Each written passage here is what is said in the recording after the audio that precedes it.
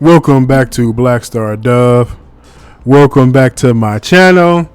I'm gonna start this video off with something a little bit unique. Well, not really unique, just like my personal experience. Like, man. All right, so ever since I've been working out, so far I've been consistent in the gym for about a month. I've been losing weight. Like my stomach is going down, my face is going down.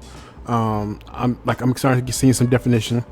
But something like I truly noticed about being in the gym, people are fucking disgusting.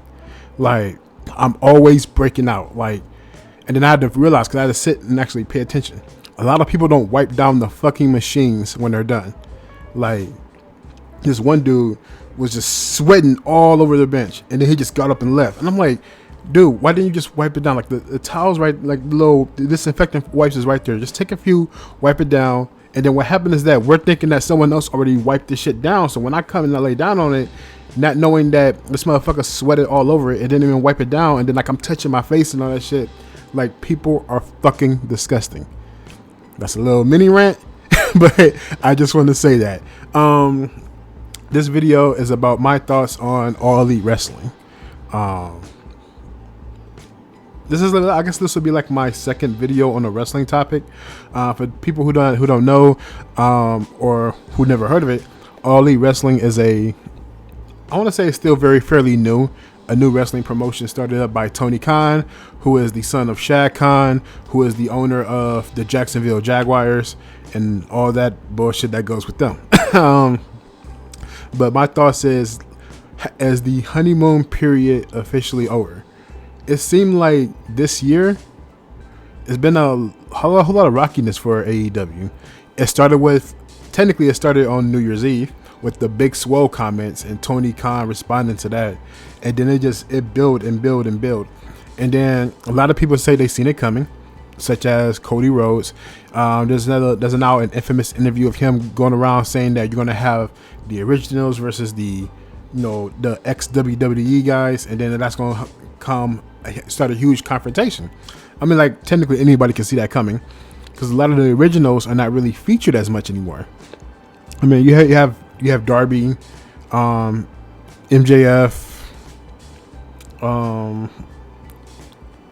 Sammy. I don't know how did I forget his name that much? Sammy.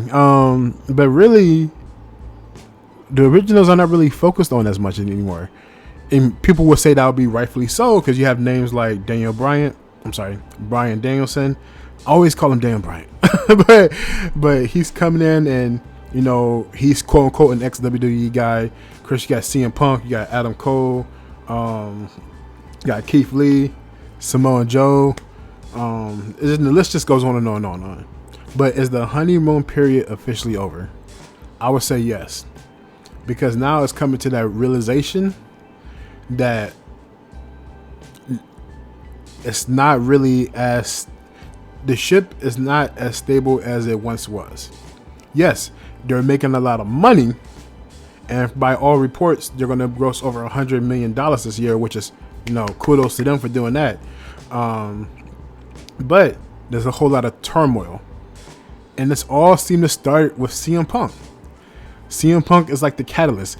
Like, he's like the best thing that ever happened for AEW, and somehow the worst thing at the same time.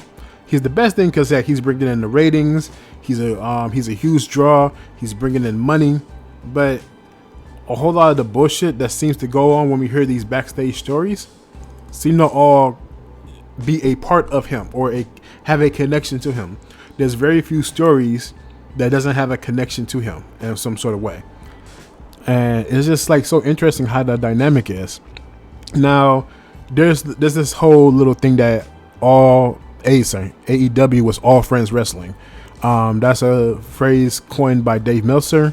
And it was true for the most part, because it was their friends. It was supposed to be this wrestling promotion that didn't believe in backstage politics, that didn't believe in the bullshit, that didn't believe in, you have to screw somebody to get over and all that stuff.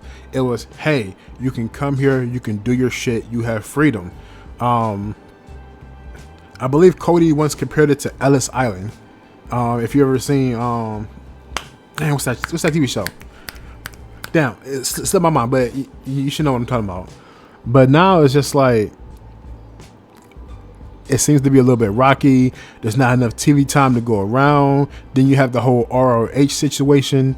Then you have like the women, like everyone, like the tensions are beginning to bubble up. Then you have Tony Khan. I love Tony Khan. Like, you know, he's a billionaire, or his father's a billionaire. Like, he has money, so that's all that matters. But he's like, I don't know what drugs he be on, but he be looking coked the fuck out most of the time. And he's like, he has this weird thing with loving to hug people. He's like your favorite coked out person whose love language is physical touch, because he likes to hug people. But sometimes he seems like he's the smartest guy in the room. Other times he seems like he's losing it. Like, he literally goes crazy sometimes. If you go by the recent All Out media scrum that happened last night, you have CM Punk pretty much just shooting on the EVPs, which is the Young Bucks and Kenny Omega, and he also shitted on Adam Page. And he went at the journalists as well. But I don't know, it just seems like a whole lot of tensions is boiling up. I, for one, think, like, first of all of you are grown men. So if you do have a problem with each other, there's no reason why y'all can't talk it out, fight it out, or just agree to disagree. Like, there's no need for all the backstage, backhanded stuff. So one of those three things need to happen: talk it out, fight it out, or agree to disagree, and just, you know, be professionals. It's called professional wrestling. And to quote a phrase, it's called show business, not show friends. So they're in the art of business, not friendship. So, but yeah, it's just like the wrestling product itself, I want to say for AEW, has been a little bit stale until recently, you know, when Punk came back and he's going after Adam Page and all that stuff. But it just seems this whole year for AEW seems a little bit rocky. And Tony Khan seems to be going off the deep end. He is hiring more help from what I've seen and read. So he's not being stretched as thin anymore.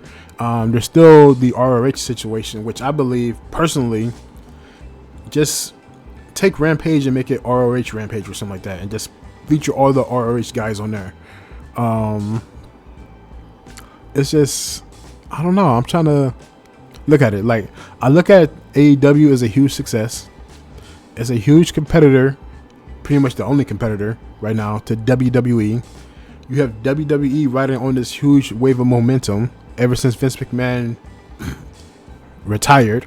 I'll only put that in air quotes because I personally believe that he's not, well, he is retired officially, but you have his son-in-law and his daughter taking over. How far away is Vince really? Like, he may not be day-to-day operations anymore, but he's somewhere, you know, still there.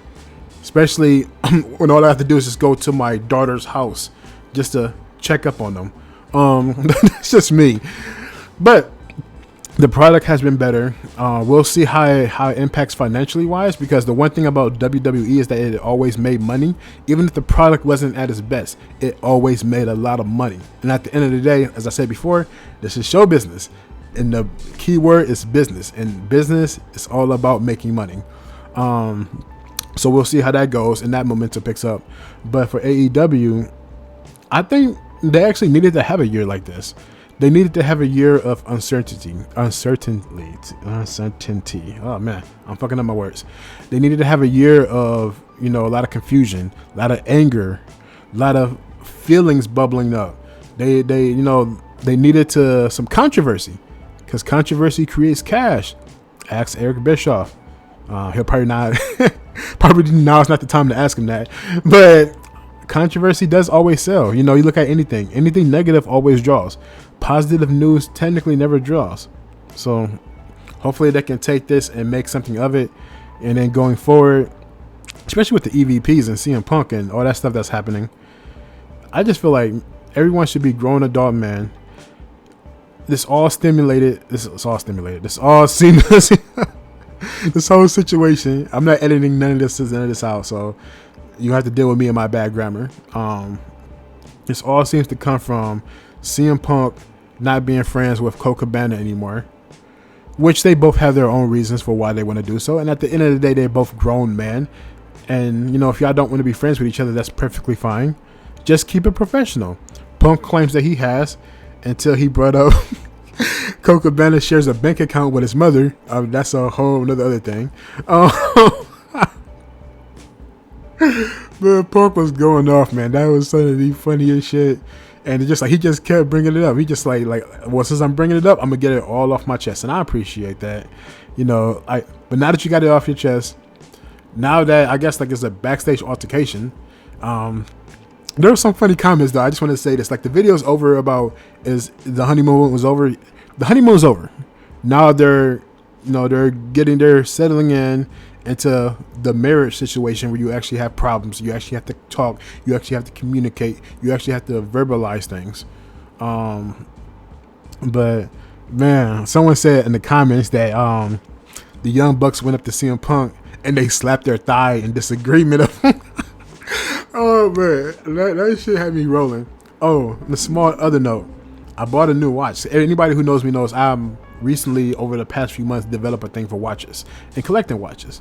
So I bought this fake Richard Miller. I can't afford a real one, not yet, because I ain't about to spend no $150,000, even if I did have it. But just want to show this fake Richard Miller.